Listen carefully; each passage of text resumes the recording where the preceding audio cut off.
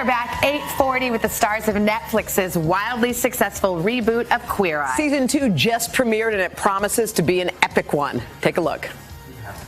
We work with the Fab Five. They put their whole heart into the community center out there. These are 5 gifted men who are gay. And through the course of the week, you know, we were able to build some relationships.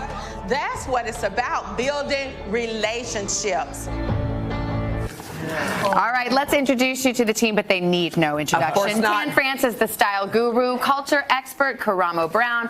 Antoni Porowski is the culinary master. Plus, we've got Jonathan Van Ness, the genius groomer, and Bobby Berk, the expert in all things design. Guys, good morning. Good morning. So can we just ask you, when you roll up into someone's town and you come knocking at the door, I mean, I know they must have a preconceived notion of what they're getting, but when you guys pop in, tell us what happens.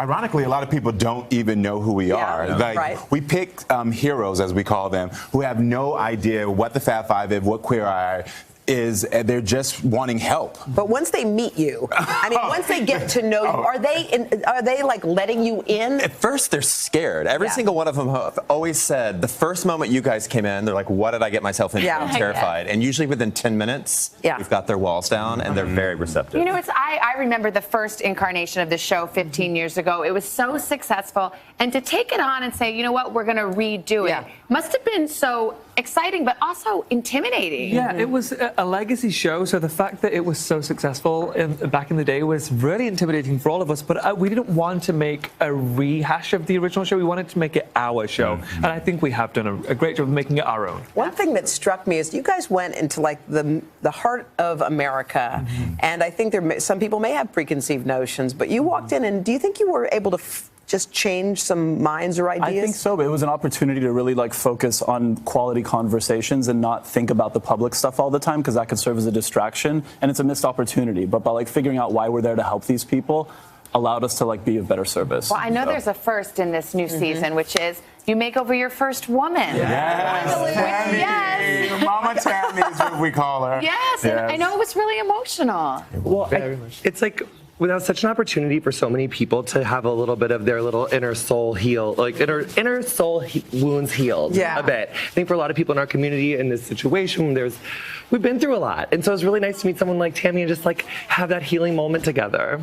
Well, you guys have, I just think it's been such a great reboot. I've got to meet you before, and you guys are such a pleasure. I know, and it's not just about like design or food or how you dress. It seems like each episode goes kind of deep. Well, that was our intention. When we set out to do this, it wasn't just, we don't want to just make something pretty. We want to change lives, like completely change lives.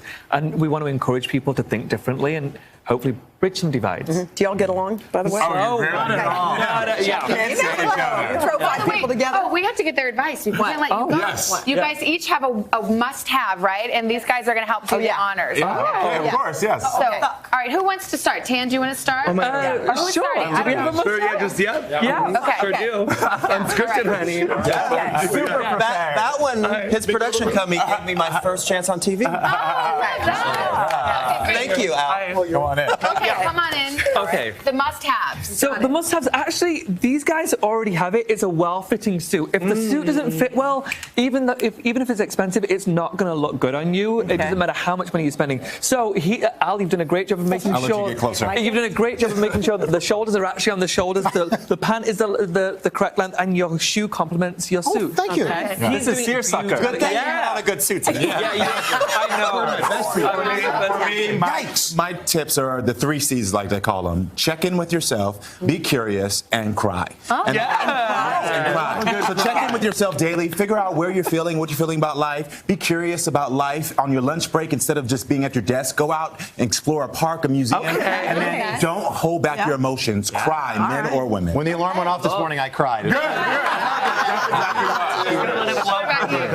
Anthony, what about kitchen stuff? For kitchen stuff, I think like everyone always has salt and pepper on their table. My equivalent is lemons. I tend to put lemon zest in pretty much everything. It flavors it so much. There's some really nice oils in there. And also lemon juice on any type of salad or a meat or a roast. It really wakes it up, adds a bit of sugar and some nice acidity. All right. Good stuff. Jonathan, how about hair? How do guys like me or people watching keep a nice shine in our lives? or I got a better one. So for when you have your blow dry and you're just like sweating and it's summer and you're like, oh my gosh, I just don't even know how I'm gonna like stay not wet looking. If you take a little bit of a peppermint or a spearmint oil compilation, like Aveda makes an amazing blue oil. You just put a little spot of it on the back of your neck and a little bit on your wrist. It will keep you cool like little wintergreen fairies are blowing on the back of your neck for like an hour. Honey. Nice. So yeah. Who wouldn't like that? And last but not least, we're going to talk about how to splurge at home. Tell us your advice. For me, people always ask me, where should I spend my money at home if I don't have a ton of money to spend?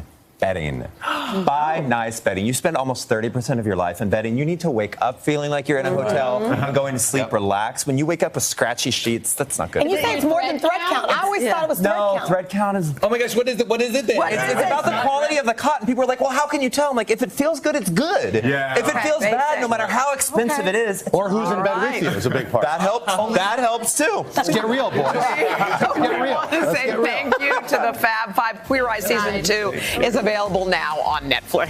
Hello, Today fans. Thanks for checking out our YouTube channel. Subscribe by clicking that button down there and click on any of the videos over here to watch the latest interviews, show highlights, and digital exclusives.